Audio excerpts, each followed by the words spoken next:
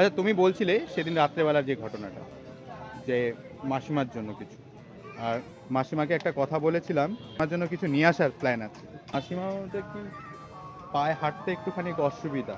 পায়ে কোমরে এই যে পায়ে নিচে পরা, আচ্ছা আচ্ছা আচ্ছা। কোমরে বেল্ট, হুম, বেল্ট ফেল্ট আছে। হ্যাঁ, মলম। হ্যাঁ, মাসিমার ভালো নামটা কি? মমতা মাইতি। মমতা মাইতি। তো মাসিমা এখানেই থাকেন কি? হ্যাঁ, আমি এখানেই থাকি। হ্যাঁ, 3 বছর 4 বছর ধরে এখানেই আছি। আমার হাজবেন্ড আর নেই, আছে, কোথায় আছে জানি না। আমার ছেলে 6 বছরের, তখন আমাদের ফেলে রেখে আমাদের বাড়িতেও বাস্তবিকে ছিল মেদিনীপুরে মেছে দেয়।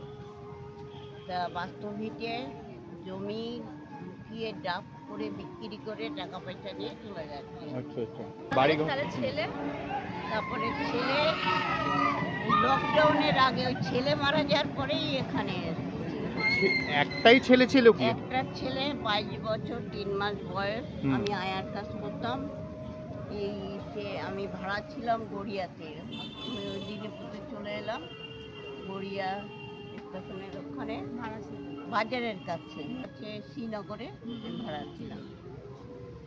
আচ্ছা, সেখানে এবার আমি আয়ার কাজ করতাম। যখন অসুস্থ মারা যায় তখন আমি নিউ রোডে, আলিপুর নিউ রোডে ডিউটি করছি হাউস।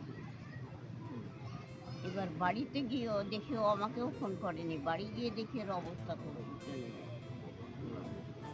আর সেই গাড়ি নিয়ে হসপিটালে নিয়ে যাও বলে মাসিমা আইডিতে মানে আন্তরিক আর ডায়রিয়া একসঙ্গে হয়ে গেছে, মানে সবুজ পায়খানা, হলুদ পায়খানা আগে হয়ে গেছে, এবার অন্যরকম। আচ্ছা মাসিমা, একটা কথা, আপনি কি মানে ঝড় বৃষ্টি ঠান্ডা গরম সব এখানে? এই মানে এই গাছতলা যেটা ছিল সেটাও তুলে দিয়েছে, এখন এখন কোথায় থাকবেন? বেঞ্চে এই শীতের সময়? এখানে ছিলাম কাল পরশু। খাওয়া দাওয়া কোথায় কোথায় করেন? খাওয়া দাওয়া আমার খাওয়ার কোনো ঠিক নেই, কটা মুড়ি খাই, কেউ যদি কিছু দেয়, তারপরে রেগুলার দেয় না, যদি কেউ কিছু দেয়। আচ্ছা, আমরা যদি আপনাকে খুশি হয়ে যদি কিছু দিতে চাই, আপনি কি নেবেন সেটা? হ্যাঁ। আচ্ছা, আপনার যেহেতু কেউ নেই, তা আমরা এরকম করতে পারি না আপনার জন্য ব্যবস্থা করে, মানে আশ্রমে যদি ভর্তি করি? আমি আশ্রমে ডিউটি করেছি বাবা। ডিউটি না, আপনি ওখানেই থাকবেন। সেটা আমি বুঝতে পেরেছি। আচ্ছা, মাসিমা বলছে যাবে না। আচ্ছা, আর দেখবে কোনো গরিব যারা রিক্সা চালায়, জন মজুরি কাটে, তোমাদের মতন ছেলেরা মা বাবাকে কখনোই বৃদ্ধাশ্রমে দেবে না। যেভাবে যাদের টাকা পয়সা বেশি, আমরা তো কাজ করি, যাদের টাকা পয়সা বেশি, যারা টাকার মুখ দেখে ফেলেছে, অহংকারী, তারাই হচ্ছে আজকের ডেটে। আমরা যেহেতু দেখো আমরা অনেক এনজিওতে আছি, বৃদ্ধাশ্রমে আছি, এই ঘটনাটা খুবই সত্য বলেছেন উনি, ঠিক আছে? যাদের টাকা পয়সা বেশি তারাই হচ্ছে একমাত্র বৃদ্ধাশ্রমে মা বাবাকে ফেলে দিয়েছে, আর আমরা তাদেরকে সেই জায়গা থেকে নিয়ে, ঠিক আছে, সেই আশ্রমে ভর্তি করি। উনি কথাটা কিন্তু খুবই ভালো বলেছেন। আচ্ছা, আরেকটা জিনিস যেটা দেখলাম, 8-10টা মানুষ যখন ভিক্ষা চায়, টাকা পয়সা চায়, তখন শাড়ি ফাড়ির যে অবস্থা খুবই নোংরা থাকে, ময়লা থাকে, কিন্তু ওনাকে দেখে, ওনার ড্রেস আপ দেখে কি বলবো, খুবই পয় পরিষ্কার আছে। তো মানে সিরিয়াসলি বলতে খুবই পয় পরিষ্কার। কাটতে পারি না তো, সেই জন্য আরো নোংরা বেশি শোনা, তবুও পারি না শোনা। অনেকটা পয় পরিষ্কার কিন্তু, হ্যাঁ, মানে ওনাকে দেখে বলা যায় না। আচ্ছা, তুমি কি নিয়ে এসছো ওনাকে দাও আগে?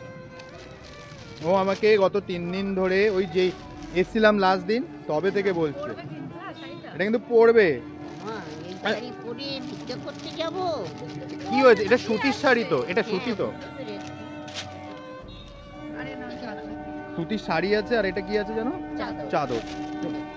এই চাদরই মনে হয় নাকি? হ্যাঁ, আর ঠিক আছে, তুমি যদি এটা পরো তাহলে আরো নিয়ে আসা হবে। ও ব্যাগটা ওনাকে দিয়ে দাও।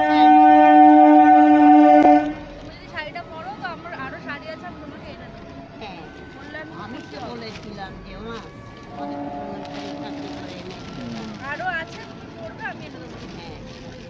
তুমি পড়বা, আর মাঝে সাঝে আমরা আসবো, আমরা যতটা পারবো তোমার জন্য চেষ্টা করব। ভালো থাকবেন, সুস্থ থাকবেন, আপনার সাথে খুবই শীঘ্রই আবারও দেখা হচ্ছে।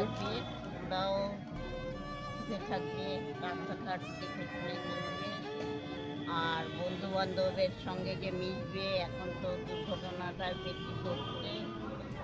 এখন এই যুগটা প্রচুর খারাপ, কারোর পরে ভরসা করা যায় না। কে কোন দিক থেকে আপনজন, যদি টাকা পয়সা থাকে তাহলে ভালো, আপনজন টাকা পয়সা নিয়ে সব শেষ করে দেবে।